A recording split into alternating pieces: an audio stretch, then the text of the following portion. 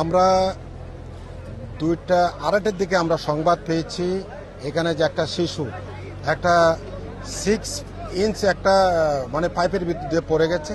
এই সংবাদ পাওয়ার পর আমাদের জনবল তানুর থেকে এবং রাজশাহী থেকে আমরা আসলাম।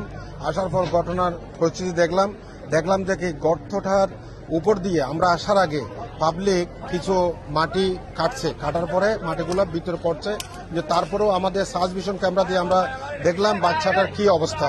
তো আমরা যতটুকু দেখছি 35 ফিট নিচে, প্রায় 35 থেকে 40 ফিট নিচে বাচ্চাটা ওটাকে পড়ে আছে। তো আমরা তাৎক্ষণিক দেখলাম যে আমরা যদি অক্ষত যদি ভিকটিম যদি আমরা উদ্ধার করতে চাই, তাহলে আমাদের এক্সকেভেটর ছাড়া একে উদ্ধার করা সম্ভব না। আমাদের অন্য কোনো আমরা প্রসেস আছে। যদি লাইভ ভিকটিম যদি মৃত যদি থাকে বলে মনে হইতো, তাহলে আমরা অন্য প্রসেস করতাম। আমরা মনে করি ভিকটিম হয়তো জীবিত আছে, এই জন্য আমরা এক্সকেভেটরের মাধ্যমে মাটি খনন করে আমরা ভিকটিম আমরা উদ্ধার করার চেষ্টা করছি অক্ষতভাবে।